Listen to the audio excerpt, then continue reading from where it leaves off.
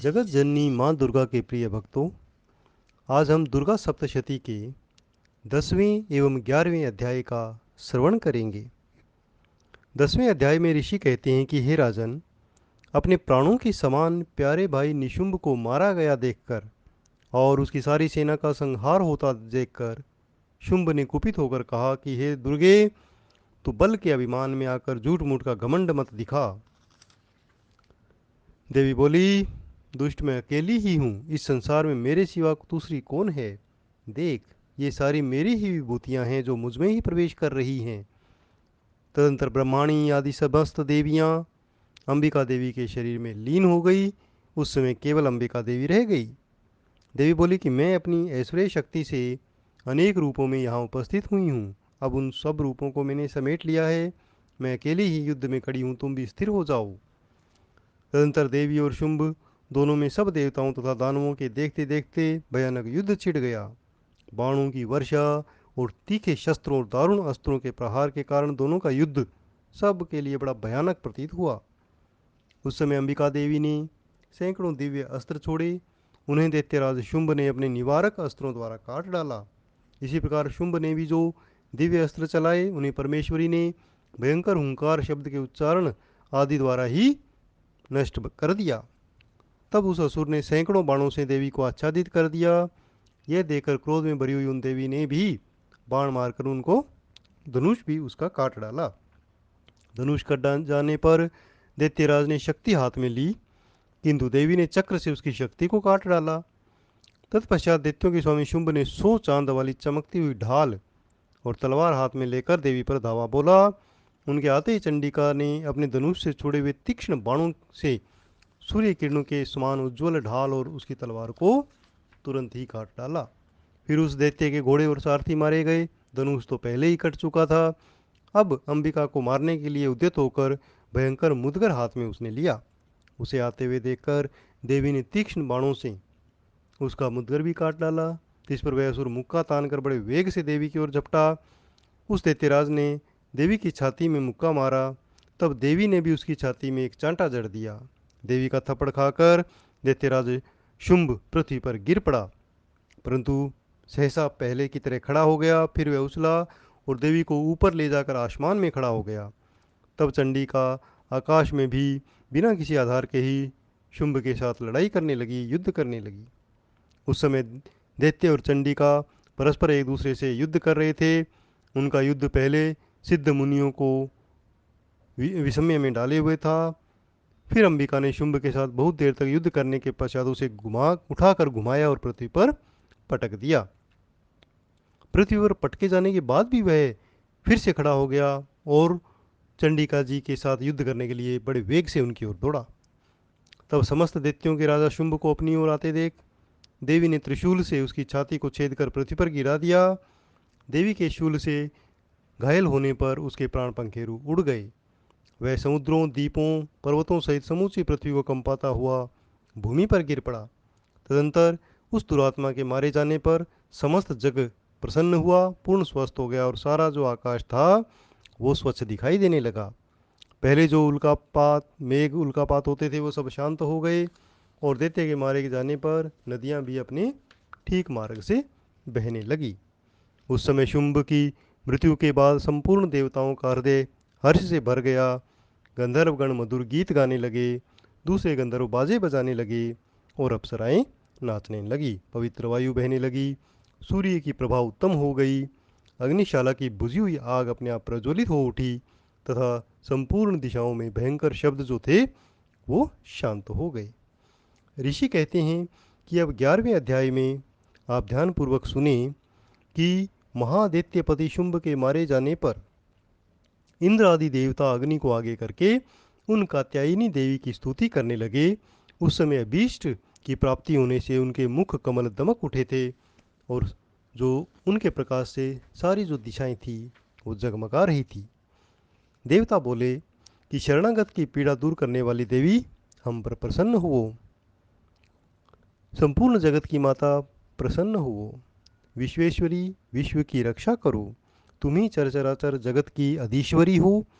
तुम इस जगत का एकमात्र आधार हो, क्योंकि पृथ्वी रूप में तुम्हारी ही स्थिति है। देवी, तुम्हारा पराक्रम अलंघनीय है। तुम ही जल रूप में स्थित होकर संपूर्ण जगत को तृप्त करती हो। तुम अनंत हो, अनंत बल से शक्तिशाली हो, वैष्णवी हो। तुम इस विश्व की कारणभूता परा माया हो। हे देवी, तुमने समस्त जगत को मोहित कर रखा है। तुम ही प्रसन्न होने पर इस पृथ्वी पर मोक्ष की प्राप्ति कराती हो। हे देवी, संपूर्ण विद्याएं तुम्हारे भिन्न भिन्न रूप हैं। जगत में जितनी स्त्रियां हैं वो तुम्हारी ही मूर्तियां हैं। हे जगदम्बे, एकमात्र तुमने ही इस विश्व को व्याप्त कर रखा है। तुम्हारी स्थिति क्या हो सकती है? तुम तो स्तुवन करने योग्य पदार्थों से भी परे हो। जब तुम सर्वस्वरूपा देवी स्वर्ग मोक्ष प्रदान करने वाली हो, तब इसी रूप में तुम्हारी स्तुति है। तुम्हारी स्तुति के लिए इससे अच्छी उक्तियाँ और क्या हो सकती हैं? बुद्धि रूप से सब लोगों के हृदय में विराजमान रहने वाली, स्वर्ग और मोक्ष प्रदान करने वाली नारायणी देवी, तुम्हें नमस्कार है। कला काष्ठा आदि के रूप में क्रमशः परिणाम की ओर ले जाने वाली तथा विश्व का उपसंहार करने में समर्थ हे नारायणी, आपको नमस्कार है। हे नारायणी देवी, तुम सब प्रकार का मंगल प्रदान करने वाली मंगलमयी हो, कल्याणदायिनी शिवा हो और सब पुरुषार्थों को सिद्ध करने वाली शरण वत्सला, शरणगत वत्सला, तीन नेत्रों वाली और गौरी हो। तुम्हें प्रणाम है। तुम सृष्टि पालन और संहार की शक्तिभूता सनातनी देवी, गुणों का आधार और सर्वगुणमय हो। हे नारायणी, तुम्हें नमस्कार है। शरण में आए हुए दीनों और पीड़ितों की रक्षा में संलग्न रहने वाली और सबकी पीड़ा दूर करने वाली नारायणी देवी, तुम्हें नमस्कार है। हे नारायणी, तुम ब्रह्माणी का रूप धारण करके हंसों में जूते हुए विमान पर बैठती हो और कुश मिश्रित जल छिड़कती हो। तुम्हें नमस्कार है। माहेश्वरी रूप में आप ही त्रिशूल, चंद्रमा एवं सर्प धारण करने वाली और महान वृषभ की पीठ पर बैठने वाली नारायणी देवी, तुम्हें नमस्कार है। मोरों और मुर्गों से घिरी रहने वाली महाशक्ति धारण करने वाली कुमारी रूप धारिणी निष्पापे नारायणी, तुम्हें नमस्कार है। शंख चक्र गदा शार्ंग धनुष और उत्तम आयुधों को धारण करने वाली वैष्णवी शक्ति रूपा नारायणी, प्रसन्न होइए, आपको नमस्कार है। हाथ में भयानक महाचक्र ठाड़ों पर धरती को उठाए वाराही रूप धारिणी कल्याणमयी नारायणी, तुम्हें नमस्कार है। भयंकर नरसिंह रूप से दैत्यों के वध के लिए कार्य करने वाली, त्रिभुवन की रक्षा में संलग्न रहने वाली नारायणी, तुम्हें नमस्कार है। मस्तक पर किरीट और हाथ में महावज्र धारण करने वाली, सहस्त्र नेत्रों के कारण उदीप्त दिखाई देने वाली, वत्रासुर के प्राणों का अपहरण करने वाली इंद्र शक्ति रूपा नारायणी देवी, तुम्हें नमस्कार है। शिवदूती रूप में दैत्यों की महत्ती सेना का संहार करने वाली, भयंकर रूप धारण क्रिकेट गर्जना करने वाली नारायणी, तुम्हें नमस्कार है। दाढ़ों के कारण विकराल रूप वाली मुखमंडल मुंडमाला से विभूषित मुख मंडु मर्दनी चामुंडा रूपी नारायणी, तुम्हें नमस्कार है। लक्ष्मी, लज्जा, महाविद्या, श्रद्धा, पुष्टि, स्वाहा, ध्रुवा, महारात्रि तथा महाअविद्या रूपी नारायणी, तुम्हें नमस्कार है। मेधा, सरस्वती, वराभूति, भाम्रवी, तामसी, नियता तथा ईशा, हे नारायणी, आप इन सब रूपों में आपको नमस्कार है। सर्वस्वरूपा सर्वेश्वरी तथा सब प्रकार की शक्तियों से संपन्न दिव्य रूपा दुर्गे देवी, सब भयों से हमारी रक्षा करो। हे कात्यायनी, तीन लोचनों से विभूषित तुम्हारा सौम्य मुख सब प्रकार से भय से हमारी रक्षा करे। हे भद्रकाली, ज्वालाओं के कारण विकराल प्रतीत होने वाला, अत्यंत भयंकर तथा समस्त असुरों का संहार करने वाला तुम्हारा त्रिशूल हमें भय से बचाए, तुम्हें नमस्कार है।